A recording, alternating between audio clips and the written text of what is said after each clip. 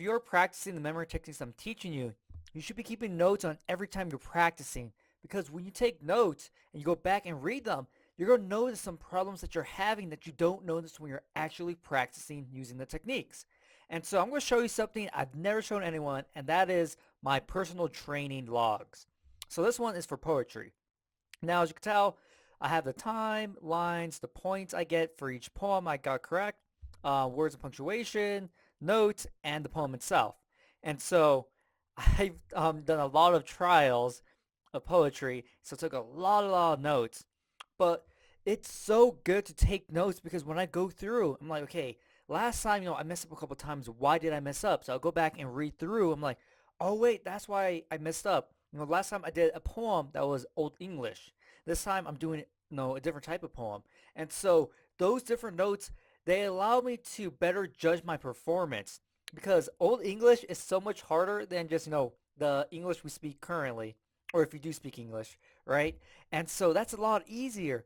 And so when I go through and my score is a little bit lower for the Old English, I'm like, no, that makes sense because I have to pay so much more attention to how all the punctuation is, how the spelling is.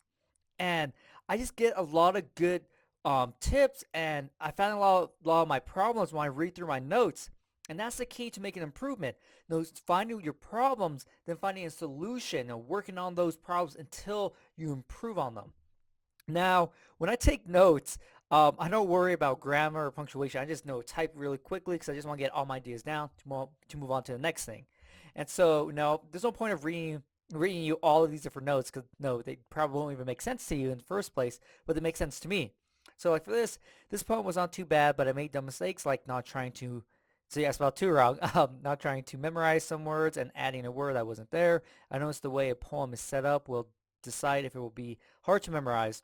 If it has sentences that spelled that wrong, have full words and make sense, then it's easier to remember compared to short sentences that have difficult words or that have different ways of recalling them. One review. And so, as you can tell, the my grammar stuff wasn't, the highest priority. I was just trying to write things out, but reading that, it makes sense to me what I was saying. And when I go into my next memorization, from that point, the next one, I keep that in mind. I always go back and read my previous notes before I actually practice again because I need to know what I need to fix this time when I actually do the memorization. And so this is something I just want to show you because I never want to give you advice or tell you to do something if I don't do it personally. And here you go. You're seeing my notes right here. So, your notes don't have to be like complicated or paragraphs like me. Just write down little things that might help you. If you mess up on something, why did you mess up on it? What did you forget? And so yeah, so hopefully you found this video useful, and I'll see you next time. Subscribe to my channel for more videos on memory techniques, how to do better in school, memory challenges, updates, and much more. Also remember to click the notification bell so you know when I upload a video. You can follow me on Facebook and Twitter, the links are down below in the description. You also can check out these videos. If you want to learn all the memory techniques and learn how to apply them to all sorts of information, or if you want to start competing in memory competitions, you can check out my programs down below in the description. Look forward to my next video and get ready to get the best memory of your life.